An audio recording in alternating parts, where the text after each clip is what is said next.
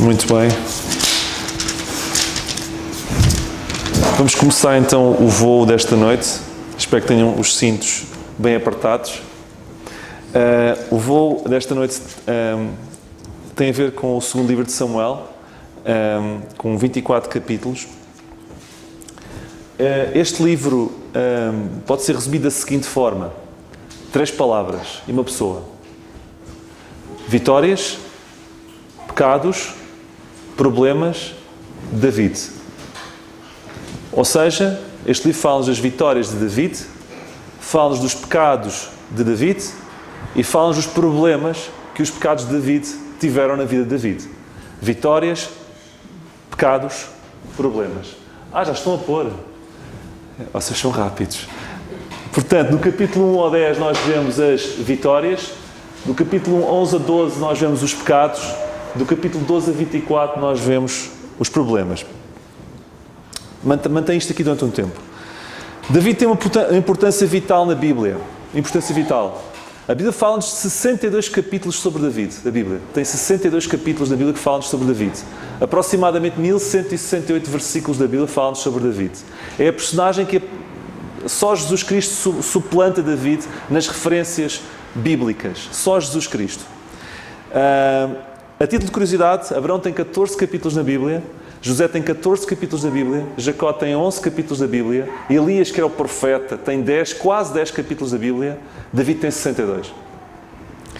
A sua importância é medida em designações como cidade de David, estrela de David, linhagem de David, semente de David, casa de David, tabernáculo de David, descendência de David, raiz de David, etc. Não só é citado inúmeras vezes na Bíblia, como há palavras específicas para ele que estão refletidas na Bíblia inteira. Se lessem comigo Salmo 78, já agora podem fazê-lo, porque é alguém que não David a falar de David, ou seja, é Asaf que está a falar de quem foi David.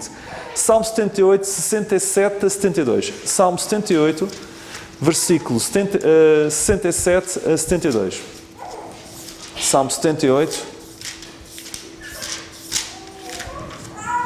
e versículos 67 a 72. Além disso, rejeitou a tenda de José e não elegeu a tribo de Efraim, antes elegeu a tribo de Judá. Lá está, a tribo de Davi. O monte de Sião, que ele amava. O monte de Sião onde está Jerusalém, que João estava no monte. E edificou o seu santuário como aos lugares elevados, como a terra que fundou para sempre. E agora, vejam, Asaf a falar de David. E neste contexto elegeu a Davi, seu servo, e o tirou dos apriscos das ovelhas. Asaf diz que David foi retirado por Deus no meio das ovelhas. E depois das ovelhas pejadas o trouxe para apacentar a Jacó, seu povo. Ou seja, ele saiu de apacentar ovelhas para apacentar o povo de Deus. E a Israel sua herança. O último versículo. Assim os apacentou, segundo a integridade do seu coração. Ou seja, Asaf está a dizer que ele não só o apacentou, mas apacentou bem, com o coração íntegro. E os guiou com perícia de mãos. Temos aqui um resumo da vida de David, escrito por alguém que não era o próprio David. E eu acho que é interessante analisarmos isto. Portanto, David foi pastor de ovelhas e posteriormente passou para servo na corte e finalmente passou a ser rei. Próxima página, se faz favor. Vamos começar pelas vitórias, o ponto 1. O primeiro ponto. Ok, vem. Deixa estar. Como tudo começou. Vocês conhecem a história. David era um anónimo. Os próprios pais nem reconheciam David. Quando Samuel chegou ao pé de Jessé e disse assim: mostra-me os teus filhos. Todos. O coitadinho que estava o pequenino com as ovelhas nem contava como filho. Portanto, ele era um anónimo. Ele não contava. Nem para seu pai. Ele era um esquecido pelos seus, mas não era um esquecido por Deus. Nós lemos que aquilo que Deus diz de David não disse de mais ninguém. Um homem segundo o meu coração. É algo especial. Esta frase não quer dizer que David era perfeito. Longe disso. Esta frase quer dizer que David cumpria a vontade de Deus. E vamos ver isso. Porque se ter um coração segundo o coração de Deus, para nós, corrompidos pelo pecado, é impossível que seja um coração que não peque. Mas é um coração que quando peca se arrepende. E é um coração que mesmo pecando procura sempre fazer a vontade de Deus. E este é um coração segundo o coração de Deus. Sinal de maturidade. Vejam Samuel 1, versículo 17. Vamos começar agora a viagem. Segundo livro de Samuel 1, versículo 17. Assim que Saul morreu, David Não fez ipipurra, valente, morreu, está safo, vou ser o próximo rei. Foi assim que David reagiu? Não. Lamentou David a Saul e a Jonatas, seu filho, com esta lamentação. Não interessa agora a lamentação. O que eu quero dizer com isto? David não ficava feliz com a desgraça dos seus inimigos. Isto é uma lição, isto é um sinal de maturidade. Quando nós somos capazes de, perante as pessoas que não gostam de nós, com a desgraça dessas pessoas, não lamentar e chorar com elas e ficar tristes e não ficar a gozar ou achar que estamos por cima, nós revelamos maturidade cristã. E David revelou isso. David não lamentou a morte só de Jonatas, ele lamentou também a morte de Saul. Alguém que nos últimos 13 anos não parou de o perseguir, não parou de infernizar, entre aspas, a sua vida. Morre Saul e como ele é um ungido de Deus, ele lamenta também a morte de Saul. Eu acho isto fantástico. Ele não ficou feliz com a infelicidade do seu inimigo. E isto faz lembrar Jesus Cristo quando olha para Jerusalém, quando sabia que Jerusalém o iria crucificar, ele chora sobre a cidade. Ele antevê o fim triste da cidade, mas é capaz de, olhando e antever o fim triste da cidade, no mesmo a chorar por ela, lamentar por ela. Eu acho isto paradigmático. Sabem que amar é bonito no papel, mas a vingança é muito mais divertido. Existe alguma coisa assim de vingança que nos faz pular quase. O ser humano é assim. Amar aqueles que nos querem mal é porventura a marca mais reveladora de maturidade cristã. Eu não podia deixar de citar. Próximo passo. Versículo 26. Este é um versículo mal percebido e eu vou tentar ajudar-vos. Angustiado estou por ti, meu irmão Jonatas. Quando David soube que Jonatas tinha morrido, quão amabilíssimo me eras. Era mais maravilhoso me era o teu amor do que o amor das mulheres. O que é que este versículo quer dizer? Quer dizer que David tinha algum comportamento homossexual com Jonatas? Porque há pessoas que pegam neste versículo para justificar a homossexualidade. O amor de Jonatas por David era melhor do que o amor das mulheres? Vamos tentar explicar isto, ok? Sabem que David tinha casado com a filha de Mical, a filha de Saul, a irmã de Jonatas. E a filha de Saul, nunca facilitou a vida a David. O amor de Mical para com David era um amor muito duvidoso e deixou-o por muitas vezes mal visto e muitas vezes o rejeitou. E eu acredito sinceramente, eu não sei o que estava na cabeça do escritor quando escreveu isto, mas acredito sinceramente que havia aqui uma comparação entre o amor da mulher que ele tinha para com ele e o amor de um amigo que ele tinha para com ele. David está a comparar entre o amor da minha mulher e o amor deste meu amigo. O amor deste meu amigo é muito mais profundo do que o amor da minha mulher. Entende o que eu estou a dizer? Não acredito que esteja a dizer que outra coisa além disto. Está a comparar o amor entre uma irmã e um irmão. Um por afinidade de amizade e outro com uma relação de marido e mulher. E claramente o amor que Jonatas tinha por ele suplantava o amor que Mical tinha por ele. E vemos mais tarde como ela o rejeitou. O quarto ponto. Vemos aqui, vemos no capítulo 2, versículo 4, que vieram os homens de Judá assim que Saul morre e ungiram ali David sobre rei, sobre a casa de Judá. Sobre a casa de sim, só sobre a casa de Judá, não sobre a casa de Israel ainda. David teve 3 unções. 3 unções, sim. A primeira, quando é que foi? Quando Samuel chegou à casa do pai Jessé e ungiu como rei. Primeira. Só que ele depois esteve a passar mal durante muitos anos e nunca ninguém ligou para ele, continua a ser o pastorzinho. Mais tarde, quando Saul morre, ele é ungido por Judá, pela sua tribo, mas as outras 11 tribos não ungem como rei. Mais tarde, como iremos ver, só quando Isbosete morre, o filho de Saul, toda a nação o unge como rei. Terceira unção, ok? E é importante explicar isto. Okay? Eles foram a Hebron e ungiram rei, a David como rei, mas só Judá. Quinto ponto. Capítulo 3, versículo 1. Tínhamos aqui um problema. Tínhamos 11 tribos a defenderem Isbosete e tínhamos a Judá a defender David. Primeira Guerra Civil. Dá-se entre Judá e as outras 11 tribos. Ok? E houve uma longa guerra entre a casa de Saul e a casa de David. Porém, David se ia fortalecendo, mas os da casa de Saul se iam enfraquecendo. Sabem, eu já vou falar sobre este versículo que é muito bom, mas eu quero-vos falar sobre porque que houve esta guerra. Porque Abner, o chefe do exército de Saul, para manter a sua posição e as suas mordomias, foi buscar Isbosete, um dos filhos remanescentes de Saul, e convenceu a ser rei. Mais a pensar nele próprio do que se calhar em Isbosete. E este Abner, mais tarde é morto por Joabe, o chefe dos exércitos de David, foi ele que congeminou tudo isto e virou 11 tribos contra David. E então dá-se esta guerra longa entre 11 tribos contra Judá. Mas o que eu queria destacar é, quando Deus nos coloca em guerras, e as guerras são travadas e pedidas por Deus, nós vamos sempre fortalecendo, os inimigos vão sempre enfraquecendo. Não queremos lutar guerras que Deus não quer, porque então nós vamos enfraquecer, os nossos inimigos vão reforçar-se. Mas quando nós lutamos as guerras que Deus quer, nós vamos sempre ficando mais fortes e os nossos inimigos ficando sempre mais fracos. É o que está aqui. David se ia fortalecendo, os da casa de Saul se iam enfraquecendo. Eu acho isto paradigmático e não podia deixar de citar. É Deus que luta por nós. Ponto 6. Capítulo 5, versículos 1 a 4. Eles ganham a guerra, porque chegou a um ponto em que, esqueçam, David tem que ser mesmo rei. E toda a nação reconhece David como rei, toca ir todos para Hebrom, toca ir todos a colocá-lo como rei. E vamos ler então do versículo 1 a 4. Então todas as tribos de Israel vieram a David a Hebrom e falaram, dizendo: eis-nos aqui, teus ossos e tua carne somos. E também dantes, sendo Saul ainda rei sobre nós, eras tu que saías e entravas com Israel. Ou seja, eles reconhecem como quando Saul era rei, no fundo quem entrava e quem saía, quem combatia era ele. Eles reconhecem não só legitimidade moral, mas legitimidade prática, porque ele sempre foi verdadeiramente o rei, mesmo quando Saul o era. E também o Senhor te disse: tu apacentarás o meu povo de Israel e tu serás chefe sobre Israel. Depois todo o povo ainda por cima cita aquilo que Samuel disse quando eles estavam na casa de Jessé. Eles tinham conhecimento sobre todo o passado.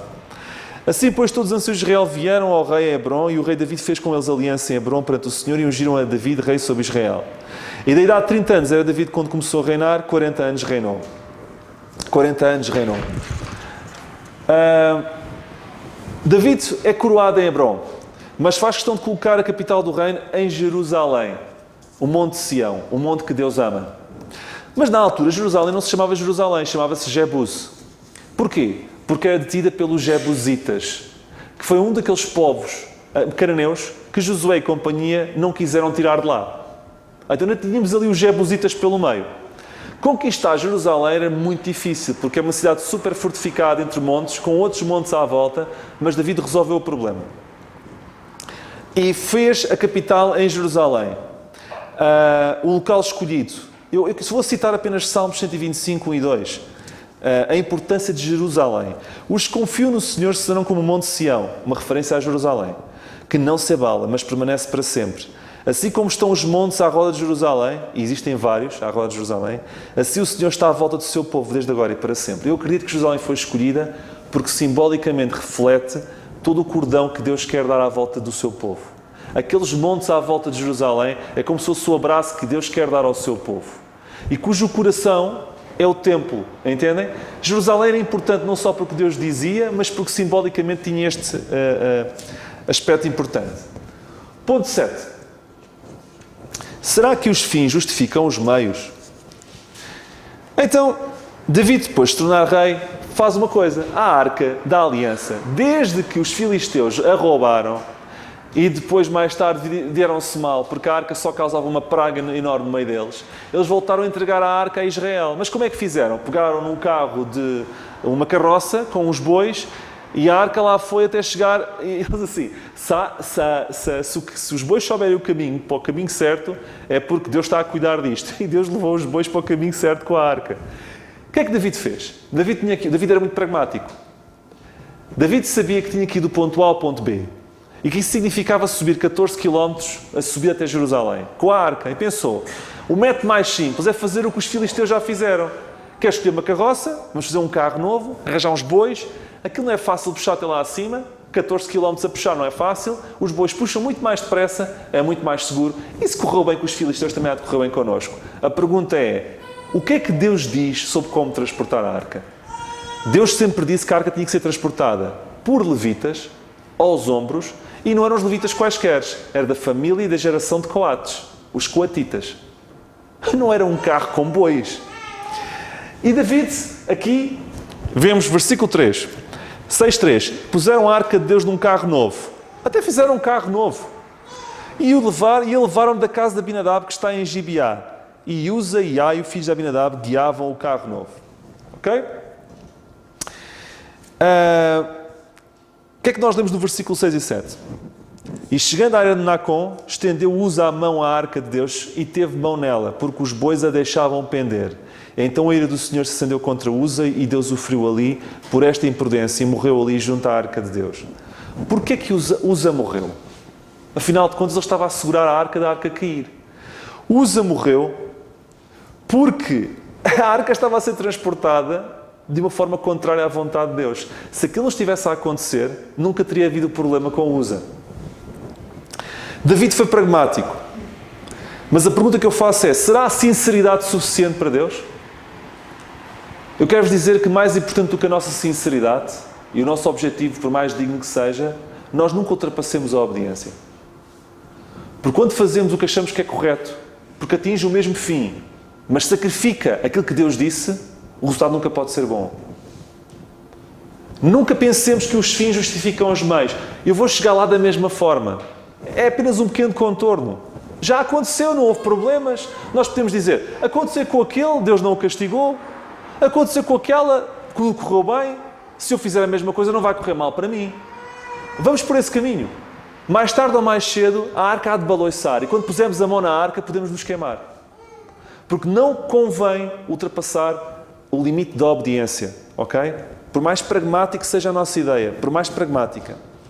Os fins não justificam os meios. Sabem qual é o outro exemplo? Abrão e Sara. Vamos ter um filho. Não está a correr bem connosco. Vamos arranjar falar com a Agar vai na conversa. Eles tiveram um filho também. Será que o fim justificou os meios? Não. Ainda hoje Israel sofre por esse erro. Os ismaelitas e os árabes à volta deles atormentam-lhes a vida. Porquê? Porque Abrão quis encurtar caminho. Abrão foi pragmático. Sara foi pragmático, mas não foram obedientes. Estão a ver o problema de substituir pragmatismo por obediência? 3 meses depois, a arca chega a Jerusalém, como deve de ser, sem mortes e sem acidentes, porque David faz a coisa certa. Ponto 8. A promessa-chave. Eu há bocadinho li o capítulo 7 de Samuel, de 2 Samuel, porque é um dos mais importantes da Bíblia.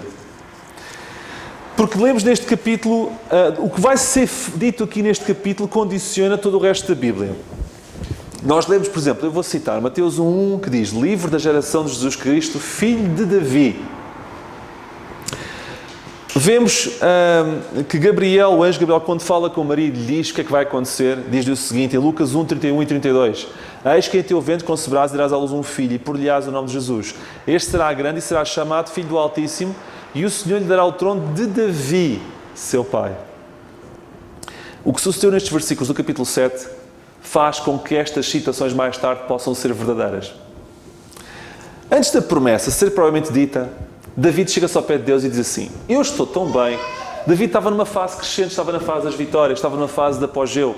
Ele queria construir, ele queria dar a Deus. Eu estou tão bem, tenho aqui um palácio, Deus está vindo numa tenda, num tabernáculo.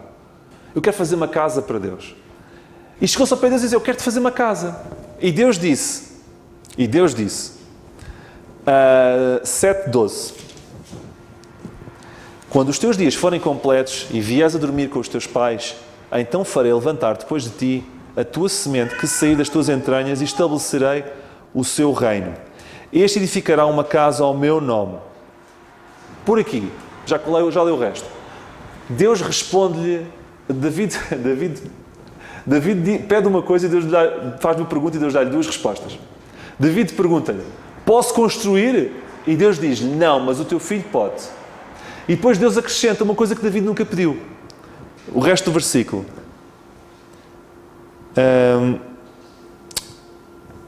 Onde é que eu estava? Versículo 13. E confirmarei o trono do seu reino para sempre. Mas David nunca pediu isto. O que é o que vos quer dizer? Quando nós vemos aqui que o trono seria confirmado para sempre, Deus está a dizer, a tua linha, David, vai perdurar para sempre.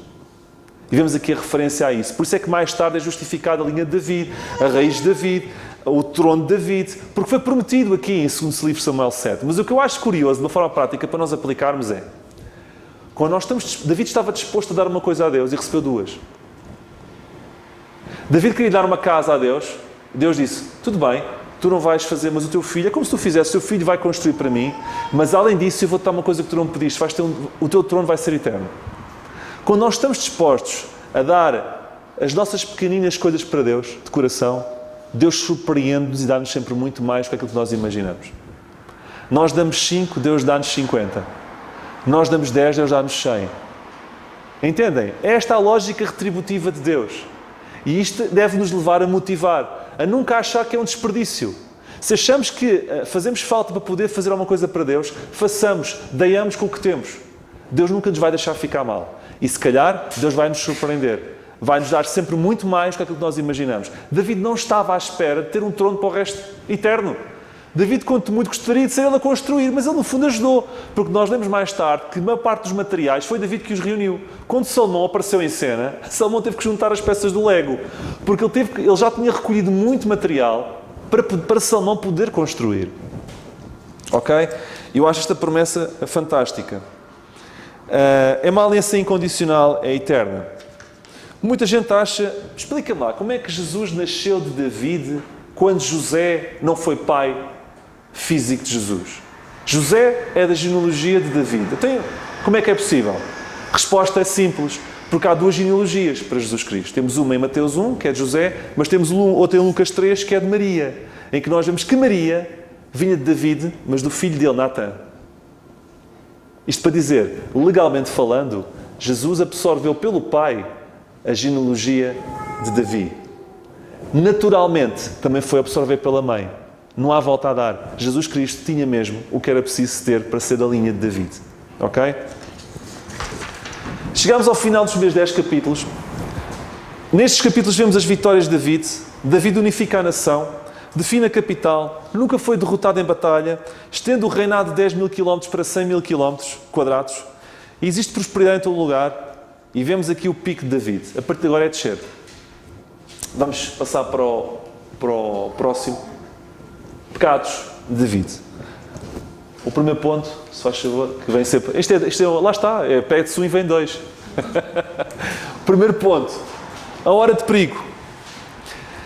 Muito bem. Entramos agora nos pecados de David. Justamente quando David estava mais forte, mais rico, mais seguro, cometeu um dos maiores pecados da sua vida. Isto deve-nos fazer pensar. Segundo o livro de Samuel 11:1. E aconteceu que, tendo decorrido um ano, no tempo em que os reis saem para a guerra, enviou David a Joabe e seus servos com ele e todo Israel para que destruíssem os filhos de Amon e cercassem a Rabá, porém David ficou em Jerusalém. O que é isto, o tempo em que os reis saem à guerra? É simples.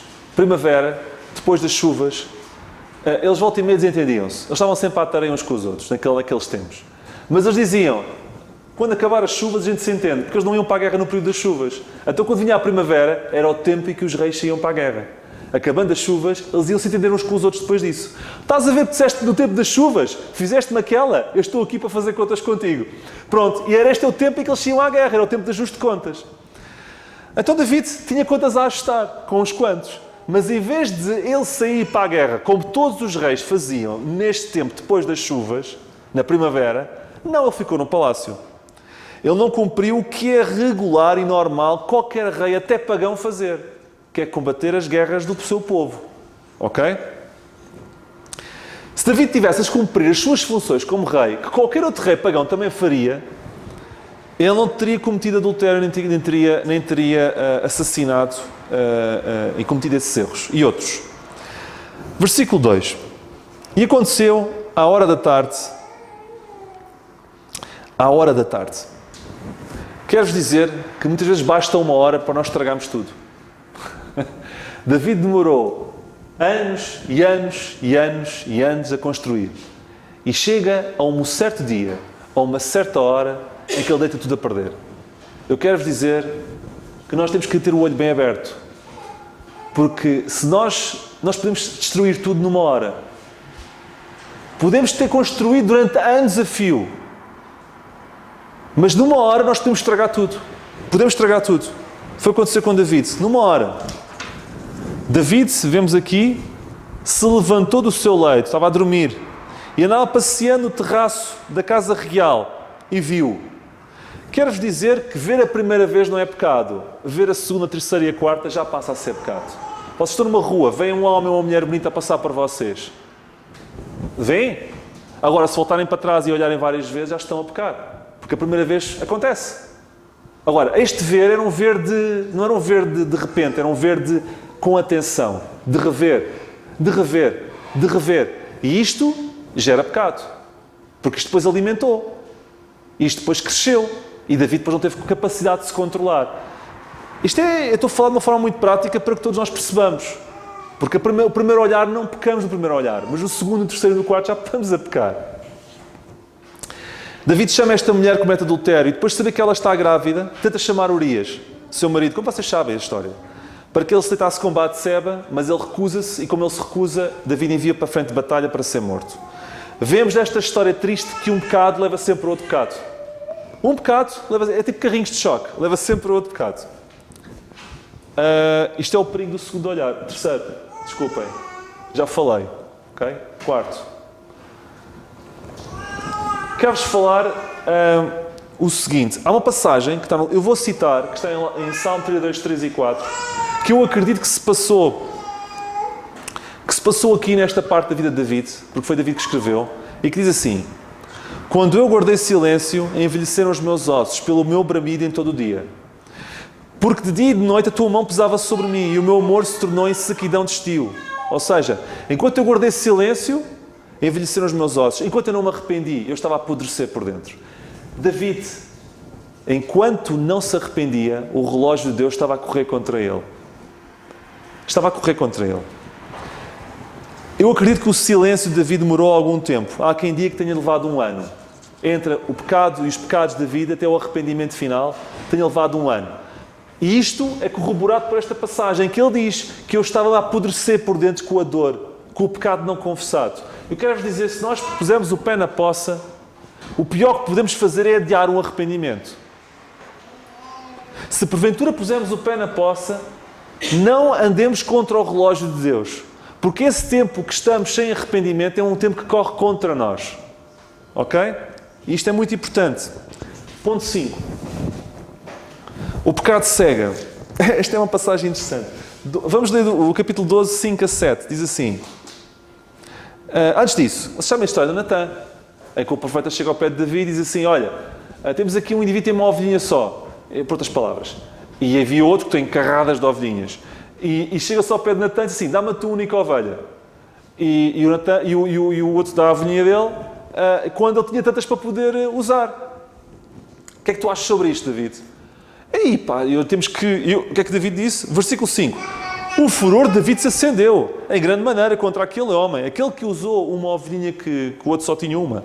E disse a Natã: vive o Senhor, que digno de morte é o homem que fez isso. E pela cordeira tornará a dar o quadriplicado, porque fez tal coisa, e porque não se compadeceu. Sabem, David estava cego. Porquê é que Natã utiliza uma abordagem direta? Porquê é que Natã não chegou ao pé de David assim: David, eu e Deus sabemos que tu fizeste isto. Porquê é que Natã recorre a uma abordagem direta? Com uma história, para que ele percebesse a história, percebesse um pecado equivalente, para que ele se enervasse e ficasse furioso com aquele que fez um pecado equivalente, para depois ele rever-se nesse pecado. Porquê é que ele fez isso? Porque quando nós estamos cegos, muitas vezes a forma de nós abrirmos os olhos é nós sermos confrontados com o nosso pecado equivalente. E Deus sabia disso. David, se fosse confrontado diretamente com o seu pecado, ia se calhar endurecer mais o coração. Mas Deus compadeceu-se dele. Indiretamente lhe mostrou, fez-o sentir-se furioso por um pecado equivalente, para que ele depois pudesse olhar para ele e abrir os olhos. Eu fiz igual. Sabe o que Deus disse? O que é que ele disse? No versículo 5, 7.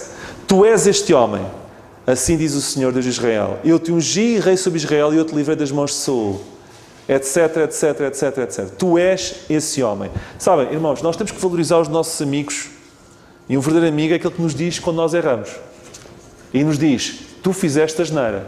tu puseste o pé na poça. Natan estava a ser amigo de David. E muitas vezes nós temos que perceber que Deus pode nos falar através de um amigo, mesmo que esse amigo nos diga coisas inconvenientes, que nos possam ferir. Mas eu achei interessante a abordagem direta. Um dia alguém disse, um pecado secreto na terra é um escândalo aberto no céu.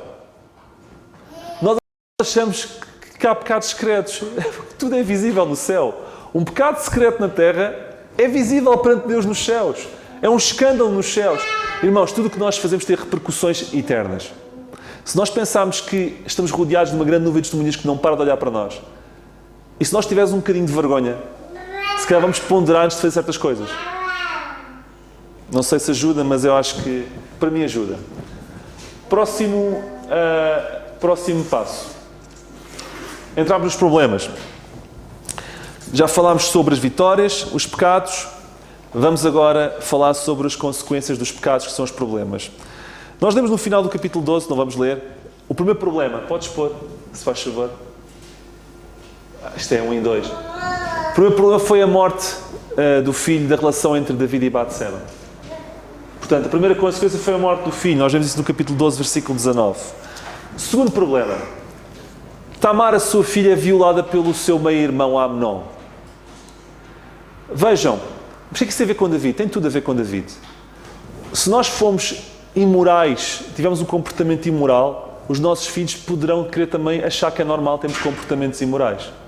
Mas foi David que conduziu à violação? Não. Mas o padrão que David estabeleceu para a sua família foi do pior. Irmãos, a nossa vida e aquilo que nós fazemos tem repercussões depois na vida dos nossos filhos. David não teve culpa da violação, mas o padrão moral de David era muito baixo. Tanto é que mais tarde Tamar é violada pelo seu também filho Amnon. E quando David ouve isto, nós lemos no segundo livro de Samuel 13, 21, em vez de pôr Amnon no sítio, apenas ficou zangado. Ouvindo o rei David todas estas coisas, muito lhe acendeu a ira. Desculpem lá, então uma filha é violada por outro filho e David apenas fica irado. Não há consequências mais fortes. Vejam, ele estava maniatado. Ele deve ter pensado, agora estou a pensar, atenção, eu não tenho autoridade, porque eu fiz a asneira no passado. Quem sou eu agora para poder exigir quando eu próprio fiz o que fiz no passado? O que é errado? Porque, ao fazer isso, ele estava a somar um pecado ou outro pecado. Porque o facto de não ter agido bem no passado não era impeditivo dele agora ter dado um murro na mesa. E ter feito o que devia ter feito, ter disciplinado a sério, ter mostrado a autoridade a sério. Aqueles que são pais e que têm filhos, o que eu sugiro, nunca devemos passar aos nossos filhos a ideia que nós somos perfeitos. Porque se passar essa ideia, eles nunca vão ter linha aberta para nos contar as suas tristezas e os seus problemas, porque acham que estão a lidar com pais perfeitos. E outra coisa que eu acho muito importante é os pais, antes de eles passarem pelas fases em que podem dar problemas e ter problemas, é mostrar-lhes as suas próprias falhas e como aprenderam com as falhas, para que eles possam ver nos pais, aprenderem também com os erros dos pais, antes eles próprios passarem por necessidade e terem que dar os seus próprios erros. E eu acho que faz falta muito esta transparência entre pais e filhos. O pai não deve ser um migalhaço do filho, não. Tem que haver pai e filho, não há confusões. Mas eu acredito que o pai e a mamãe devem ser capazes de mostrar também, eu falhei aqui, eu não agi bem aqui, mas isto correu bem aqui e Deus cuidou de mim, aprende com o meu exemplo. Talvez se David tivesse tido esta abordagem para com os filhos, a imoralidade que os seus filhos tiveram daí para a frente teria sido grandemente evitada. Porque David teria sido usado como ele próprio, como um exemplo vivo, para que eles possam perceber o que não devem fazer. Problema 3. O que acontece se o Absalão furioso da vida faz... Alguém tem que fazer alguma coisa. E o Absalão era ali o sangue quente da família. Vou dar cabo do Amnon. E no final do capítulo 13, ele faz isso e depois foge. No entanto, David tem saudades de Absalão. Nós lemos que no 13:39 o seguinte: tinha David o rei saudades de Absalão porque já se tinha consolado acerca da morte de Amnon. Ou seja, depois de consolar depois da morte de Amnon, David teve saudades de Absalão. Mas nos próximos 2 anos David não vai ver Absalão. David convida Absalão para regressar, para matar saudades, mas nunca o vê. Eu acho isto um outro erro de David. David, como é que é possível, não é? Um homem segundo o coração de Deus e dá tantos tiros nos pés, não é? Ele convida o filho de quem tem saudades mas depois durante 2 anos faz questão de não o ver. O que acontece? Acontece o seguinte problema. 4.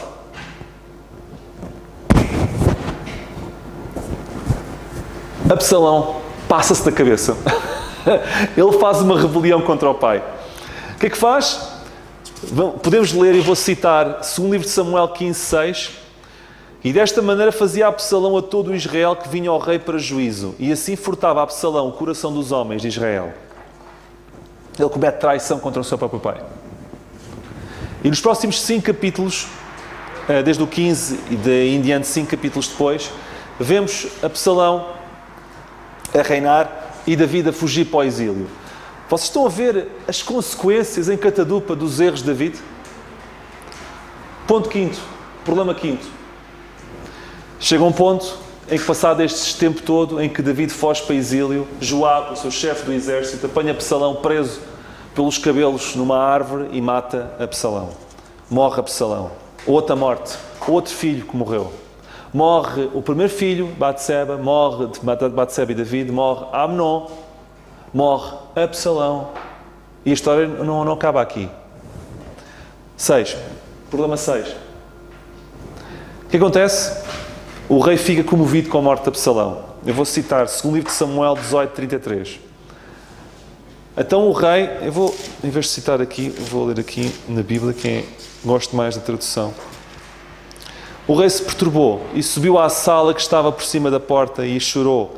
Andando dizia assim: meu filho Absalão, meu filho Absalão, quem me dera que eu morrera por ti, Absalão, meu filho, meu filho. Vemos aqui um homem amargurado. Vemos aqui um homem triste, profundamente triste. Sabem porquê? Porque nunca se reconciliou com o filho. Irmãos, se nós tivermos problemas com alguém, nós reconciliamos.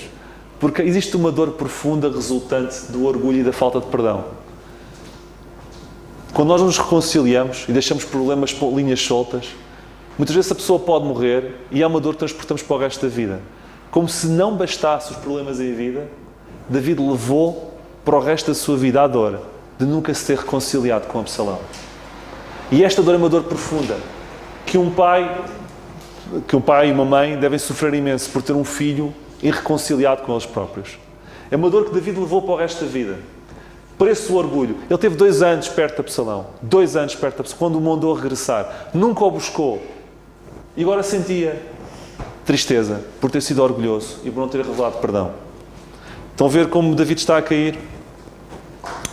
Próximo slide. E último. Conclusões. No capítulo 23 nós vemos as últimas palavras de David. E eu vou citar no versículo 1. E estas são as últimas palavras de David. Diz David, filho de Jessé. Diz o homem que foi levantado em altura, o ungido Deus de Jacó e o suave em salvo de Israel. Versículo 5. Ainda que a minha casa não seja tal para com Deus, ou seja, ainda que eu não tivesse tido uma vida perfeita, ainda que eu tivesse feito muita asneira, contudo estabeleceu comigo uma aliança eterna. Aquela aliança de 2 Samuel 7, ele vai buscar essa aliança eterna. Eu não fui perfeito, mas esta aliança é incondicional, não depende das minhas falhas. Que em tudo será bem ordenado e guardado, pois toda a minha salvação e todo o meu prazer está nele, apesar de que ainda não o faz brotar. Sabem, nós, quando olhamos para as últimas palavras de alguém, são palavras sábias. E vemos aqui no final da vida, David a reconhecer que não foi perfeito. Reconhecer que a sua casa não foi perfeita. E a sua esperança estava na promessa eterna que a sua casa seria eterna. E nós vemos outra coisa. Vemos que todo o meu prazer está nele. Ou seja, ele tinha uma relação com Deus em que todo o seu prazer estava em Deus. E isto é algo importante também. Segundo ponto, David aprendeu a lição. David, mesmo no fim da vida, faz asneira. Eu diria, são mais calhar as asneiras de David do que as coisas boas. E nós vemos sempre David se calhar de uma forma muito idílica. Não, David fez mais asneiras do que coisas boas. Mas aqui aprendeu uma lição. Qual foi a asneira de David? David faz um censo, no capítulo 24, contagem de população. E a lei condenava isso.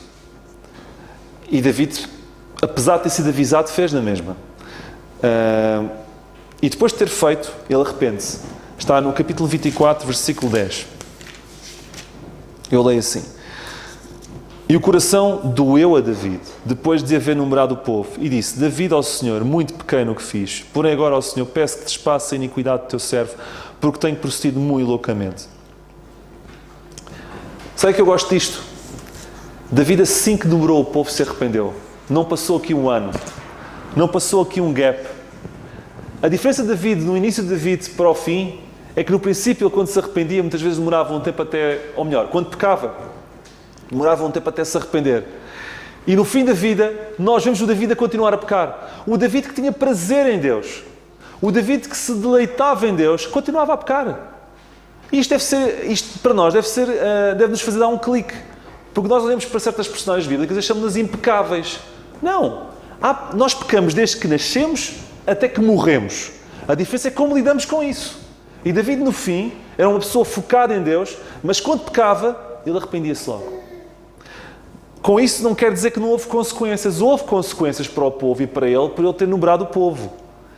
Mas aprendeu a lição e confessou e deixou o pecado. Próximo ponto. Como lidar com o pecado? O seu filho Salomão, aprendendo se calhar com o pai, eu acredito, disse isto um dia em Provérbios 28:13. O que encobre as suas transgressões nunca prosperará, mas o que as confessa e deixa alcançará a misericórdia. Então o primeiro passo para lidar com o pecado é: admite, confessa, reconheçamos que pusemos o pé na poça. E muitas vezes a cura não vem, a nossa paz da alma não vem, porque nós não reconhecemos perante Deus e perante os outros que pusemos o pé na poça. Admitamos que pecamos. Admitamos que fizemos a asneira. Segundo, deixa. Há pessoas que dizem: eu admito, eu sei que fiz, mas continuo sempre agarrado ao pecado. Desculpe, mas isso não é arrependimento. O arrependimento é dar a volta. De nada valerá eu admitir que errei se continuar agarrado.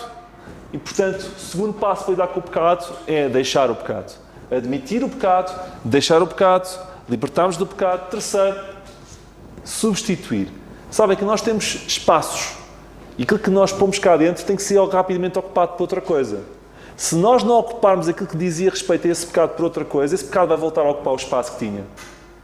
E nós temos que saber ocupar o espaço do pecado com outra coisa. Troquem as coisas, vence o mal com o bem, ganhemos novos hábitos, novas atividades, ocupemos a nossa mente com outras coisas, porque se esse espaço não estiver ocupado, esse espaço voltará a buscar aquilo. É como se fosse um ímã, na gravitacional é zás! Estão a ver? É normal, vai acontecer. Para terminar mesmo, tenho aqui um versículo que eu gosto muito, que está a seguir. Podes pôr também o versículo a seguir. Isso. Eu gosto sempre de citar um versículo no final, eu gosto deste versículo. Deus é a minha fortaleza e a minha força. Atenção, David está a dizer isto no meio da fase ainda complicada. Ok? Na fase da colheita do pecado. Deus é a minha fortaleza e a minha força. E Ele perfeitamente desembaraça o meu caminho. Sabem? Eu gosto da palavra desembaraça. Porquê? Porque eu volto e meia lá no meu trabalho, há certos fios que se enleiam. E das coisas mais complicadas para mim, eu não tenho jeitinho nenhum com as mãos. É desenliar os fios quando eles se enleiam. Aquele trabalho para muito tempo. E eu volto e meia ainda faço pior. Eu começo a desenliar e estou a enliar mais ainda. E que enerva-me, eu começo a suar com as mãos nervosas, chegam a dizer: faz tu isto que eu não estou a ajudar. A nossa vida pode ficar um nó tão cego, um bolo assim tão grande de nós, que saber que Deus pode desembaraçar esse nó, eu acho que pode nos dar uma grande paz. Façamos as coisas como Ele quer. E no final vamos sair a ganhar. Lembram-se de David? David quis dar uma casa a Deus e recebeu uma casa. E Deus permitiu isso, mas além dele um trono eterno. Quando nós damos a Deus, nós recebemos muito mais do que aquilo que nós imaginamos. E saber que Deus desembaraça qualquer coisa que nós possamos fazer, desde que nós entreguemos a Deus, deve-nos dar muita força. Que o Senhor nos abençoe.